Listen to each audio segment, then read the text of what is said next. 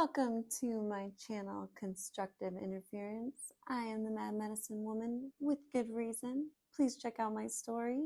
Looking for the signs to make sense, the subjective and objective, cause and effect, involution and evolution, to overcome our circumstances and take power in our life and control over our life. Looking for the signs. Today, speaking about the spring equinox, Jupiter in Aries, moving through the houses. Jupiter will be in Aries until May 16th when we're moving to Taurus, that rules the second house of these ideas from Aries, getting down into practical, real processes and fruition. And it's so interesting to study how fertilization and fertilizer has come to the forefront. When we think of cow manure and the shortage of fertilizer with the North Node in Taurus, very interesting. And Jupiter moving into Taurus, I'm curious how that will be. But for now, Jupiter in the houses for Aries, this will be your first house, is generous, expansive, tolerant, permissive. That first house being our projected self-image, how we dress, our appearance, our self-confidence. So I feel like we'll be feeling ourselves, Aries, like giving ourselves permission to be good to ourselves and generous to ourselves and how we feel about ourselves, especially with the moon transiting there with the first of the equinox and starting of the new astrological new year. These new initiations, how do we feel about ourselves and coming to the forefront and making ourselves feel good? Or are we putting into focus the passiveness of ourselves? That we can be too exaggerant being a victim, but I don't see that the case with all this positive energy in Aries. I feel like our warrior-like mentality is really going to be good, not just tolerant and permissive of ourselves, but to really give ourselves permission to be ourselves.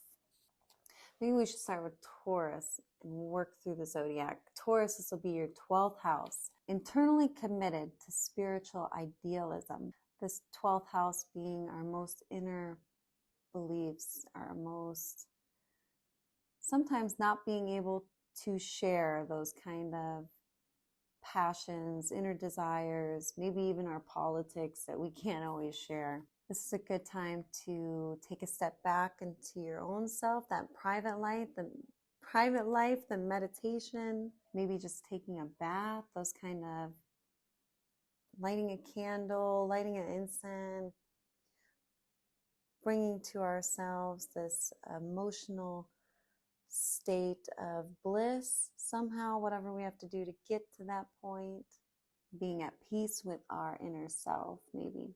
Gemini in our 11th house, Jupiter moving into our 11th house of Aries, is idealistic, community spirit, wants to include and help everyone. Again, Jupiter being very generous and optimistic. Cancer, this will be in our 10th house. Jupiter, important, likable, easy to follow. This, again, natural optimism that comes from Jupiter that may not always be realistic, but is a breath of fresh air. Leo in our 9th house. Jupiter, again, makes us the explorer, philosopher, the student, the teacher, the idealist, maybe a philanthropist sometimes, the higher learning, the higher teaching. Virgo in our 8th house makes full use of others and their resources. I forget the 8th house does have to do with other people's resources, the inheritance and fortunes of other people, even our spouses and their money. Jupiter does expand physically, but also spiritually. So I wonder if our own passion, our spiritual passion towards ourselves and others might be into focus too at this time, being able to emotionally express ourselves, the intimacy, sharing values and feelings represented by the 8th house, the issues that may be uncompromising and demand courage. Maybe this is stepping up and leaving a partnership for some of us. Pluto, that is ruler, or the qualities of Pluto that rules the 8th house, what have you. There might be significant changes in relationships or upheavals in relationships, transforming of relationships, or getting deeper spiritually into a relationship. But it seems like there's something we want to get out of somebody there with that 8th house. And Pluto does dig things up. Where your heart be, your treasure lie also. That's in Luke 12:34, I believe. Libra, Jupiter moves into your 7th house. This is your house, about interpersonal relationships. Keen to bring people together and focus idealism. Your interpersonal, people that care about you, but you care about them. The people that are most important to you in your life may come up at this time. Even business partners may come into focus, and the goals of our businesses and coming together in those goals. Scorpio, Jupiter is strongly committed in the 6th house to work. Beware of overcommitment or overworking yourself and the stress and anxiety that comes with overworking yourself. Make sure you get plenty of rest. Make sure your daily routine supports you. Sagittarius in the 5th house, Jupiter is enthusiastic, creative, generous towards children, especially towards children. In that 5th house, joy, youth, playfulness, very creative, generous. Those are Jupiter themes. Enthusiastic, optimism is here. Hopefully we can have a little bit of fun. If things have been stressful or very tense, maybe we can loosen up at this time. Capricorn, in your 4th house, Jupiter is idealistic, generous parent, needs a good size home, maybe wants to update your home, update anything inside your home, the furnishings, the things that make you feel secure, maybe new couch, new appliances, maybe getting rid of this home, selling this home and moving into another home and working on those ideals. Aquarius, Jupiter would be in your 3rd house. Keen to expand understanding. This could be studying anything from Reddit columns or articles and maybe world news we want to understand. Gemini in that 3rd house represents our neighbors and communities sometimes, really our closer relationships. If there's people that we want to understand or our environment that we understand. I'm feeling more people in this 3rd house.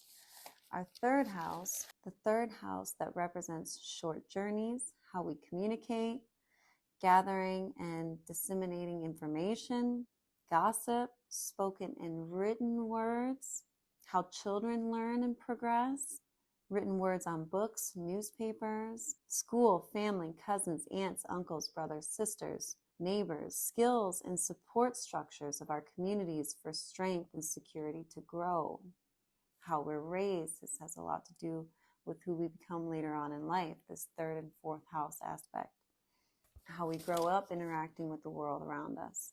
Pisces, in your 2nd house, Jupiter glories in possessions. Maybe want to expand, maybe you're collecting more things, maybe it's your wardrobe, maybe it's good food for the week to eat, maybe it's going out to dinner and indulging in good food out to dinner and spending money on ourselves. There's a risk of overindulgence with Jupiter there in the 2nd house. And Jupiter, when it moves into Taurus, will again exaggerate the 2nd house for all of us as a whole, especially moving into with the North Node, conjuncting the North Node for all of us in our direction, which has to do with this ability. They say Taurus as the sign of new servers that we come as artists and teachers and dancers, and that all these Renaissance like ways of teaching are coming to the forefront. Also, these traditional teachings or these traditional agricultural processes and those challenges, those stories coming to the forefront. It's very interesting. But the 2nd house has to do with our spiritual gifts, our spiritual values, how we give that value and how we receive that back. Again, the 2nd, 6th, and 10th house of the earth signs are all about the practicalness, the pentacleness, the physical things that we can feel, taste, and touch, our possessions, how we get those possessions, ruled by Taurus. And by doing that, we serve, we work, we earn money to buy things, to make us feel good, to pamper ourselves. So let me know what you think, where your houses are, where Jupiter is moving into your chart, and how this is affecting you. Constructively interfered down below. Please like, share, subscribe. Check out my story on my page. For the love of the gods, creator, spirit, I appreciate and love you all so much for sharing my story. For my children in heaven that I do this for my connection to show everyone our signs. There's something to this. We're all in this together. We're going to rise to the occasion and overcome our circumstances like Jupiter and Aries is asking us to do. Let's go. I am the Mad Medicine Woman with good reason. This is Constructive Interference. Do the thing and the thing and the thing. Love and light.